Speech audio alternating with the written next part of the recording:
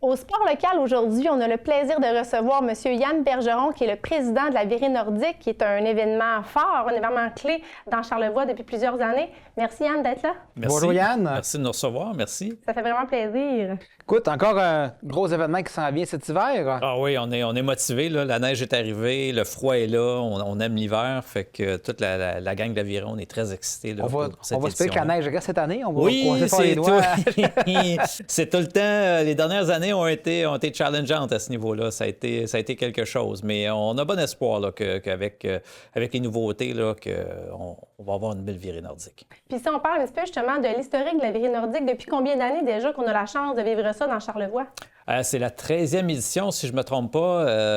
Événement créé par Daniel Ouellette et Jean-Luc Dupuis, qui avaient comme les deux principales missions, c'était de faire voir Charlevoix en hiver, puis de profiter de notre territoire hivernal là, aux gens de l'extérieur, attirer les gens ici, parce que c'est tellement beau l'hiver, sur le bord du fleuve, dans les montagnes. Fait qu'on a vraiment un beau terrain de jeu. Et aussi, c'était de faire bouger les jeunes. Là, fait que 13e édition à amener du monde dans Charlevoix. Ça te visait à combien de participants cette année? Tu faire bouger les jeunes, je pense que c'est un succès année après année. Là. Ah, les jeunes, au niveau du triathlon des jeunes, là, c'est entre 500 et 600 participants à chaque année qui viennent de toutes les écoles de la région, quelques écoles d'extérieur. On a eu des gens qui venaient des Escoumins, Petit-Saguenay, de cette région-là. Donc, on est très excités. Là. C'est vraiment un bel événement, le triathlon des jeunes qui... Il y avait un de mes amis qui avait dit, quand je suis rentré là la première fois, c'était un peu comme quand j'étais allé aux Olympiques à Vancouver.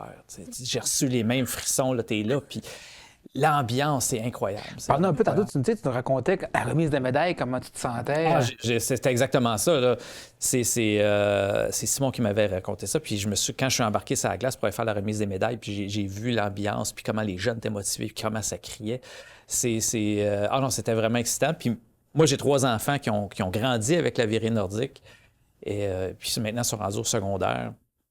Puis c'est contagieux. Ils ont hâte à chaque année d'aller faire la Virée nordique, même si c'est des adolescents un peu, tu sais, des fois. Il faut forcer à bouger un peu. Oui, mais quand arrive la Virée nordique, je leur en parle, puis ils sont pas trop réticents à vouloir y aller. Non, c'est vrai, je pense que c'est une belle tradition qui se passe d'année en année dans les écoles, justement. J'ai eu la chance l'année passée d'aller vivre cette fébrilité-là qu'il y avait à l'Aréna de Clermont. Faut le voir pour le croire, c'est inexplicable, tout ce qui se passe, toute l'ambiance qu'il y a, puis les jeunes, les étoiles dans les yeux, de les voir courir en gang comme ça, c'est vraiment un bel événement. Ah, le dépassement est vraiment quelque chose. Ouais. Puis même les jeunes qui vont, des fois, il y a des jeunes qui vont là juste pour participer, qui ont peu ou pas fait de ce qu'ils font. Et puis, ils ont le sourire, ils ont hâte de participer, ils se donnent à fond du premier au dernier.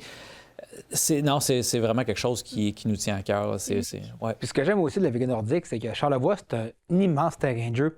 Puis, tu sais, on a la notion d'occupation de territoire, d'avoir tous ces atouts-là, puis de les mettre en valeur, de les utiliser à bon escient, tu sais, à inculquer des valeurs, des saines habitudes de vie. Je pense que c'est vraiment la clé, entre autres, du succès de la Virée nordique, là.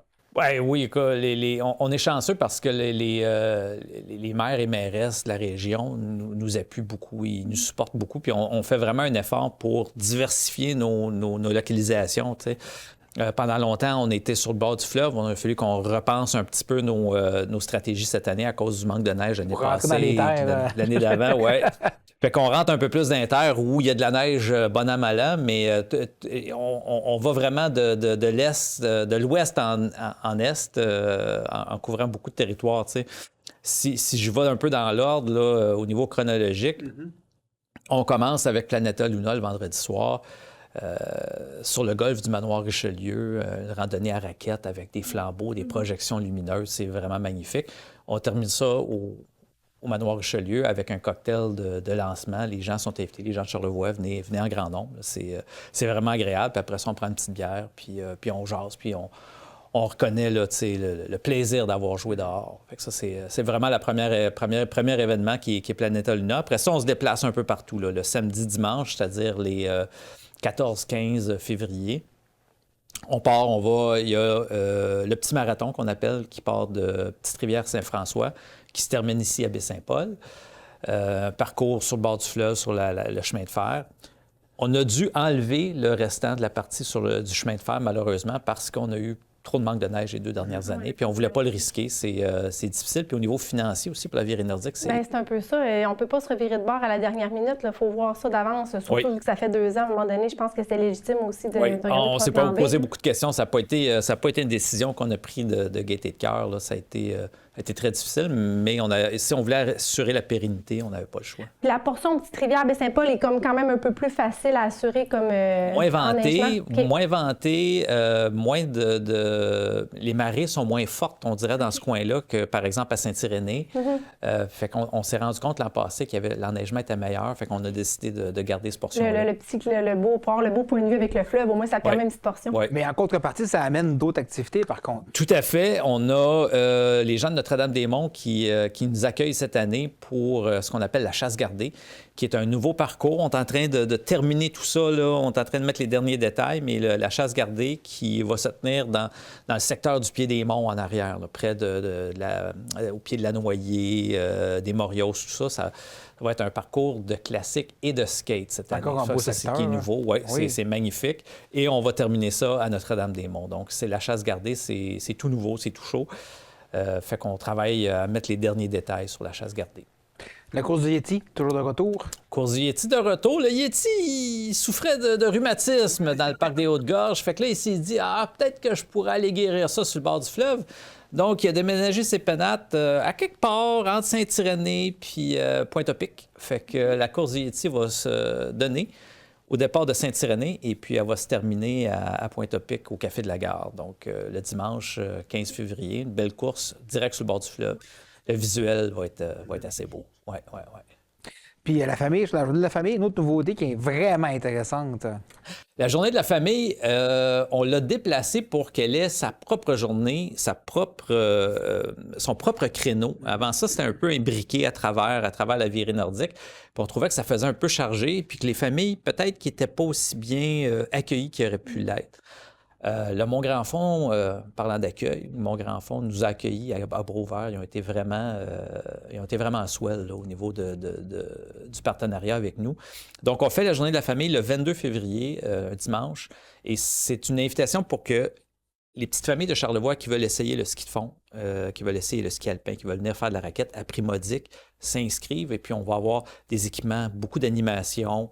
Ils vont pouvoir essayer toutes les activités, j'ai dit, dans une atmosphère très ludique, festif et tout ça. Puis je pense que le Mont-Grand-Fond est une belle montagne aussi familiale, fait que ça fait beaucoup de sens que ça s'associe. Je pense que le pairage s'est fait probablement facilement parce que c'est tout indiqué pour un événement comme ça, pour ouvrir les horizons à ceux qui sont peut-être des fois un petit peu plus frileux de l'essayer côté équipement ou en tout cas avec les coûts des fois, fait que ça fait une belle opportunité. Fait que je pense qu'il va y avoir une grosse réponse. Tout à fait. Alors, ça a été vraiment un bel accueil. Puis comme c'est sa journée à part, toute la gang de la virée nordique, on va tous être libres, on ne sera pas éparpillés partout sur le territoire, on va pouvoir tous être à la journée de la famille en même temps, puis assurer là, vraiment... Ça rappelle vraiment la mission de base là, de la virée nordique. Là. Ça se rejoint... Le fait de faire bouger les jeunes, faire bouger les gens de Charlevoix, puis encore là, j'insiste sur le fait que c'est à prix modique, c'est pas cher pour une petite famille de venir essayer le ski alpin. Là. La question qui tue, est-ce qu'il reste encore de la place? Il reste de la place. Certaines activités partent vite. Ce qui était sur le bord du fleuve, par exemple, je regarde le visuel, là, le petit marathon part assez vite. La vallée des glaces, extrêmement populaire. La vallée des glaces, qui est le parcours de ski de fond dans les Hautes-Gorges, ça a fait sa renommée. Comme n'importe quelle activité, quand c'est nouveau, c'est plus dur à reconnaître, mais quand les gens l'ont fait une fois, ils se réinscrivent. Donc, la vallée des glaces, extrêmement populaire, ça part vite. Chasse gardée, il y a de la place. Planeta Luna, il y a de la place. Journée de la famille, il y a de la place. Il reste encore un petit peu de place un peu partout, là, mais je vous dirais, brettez pas trop. Puis justement, la journée de la famille, ça va être aussi quand même limité. Je présume il ne pourra pas avoir non plus. Il y a une quantité limitée de gens. Il y a une quantité limitée, effectivement. On aimerait ça pouvoir accueillir toute la population de Charlevoix. C'est malheureusement impossible, là, mais puis en plus, je pense que cette même fin de semaine-là, il y a une compétition de ski alpin au Mont-Grand-Fond, fait que il va y avoir de l'ambiance. Il va y avoir de l'ambiance. Ouais.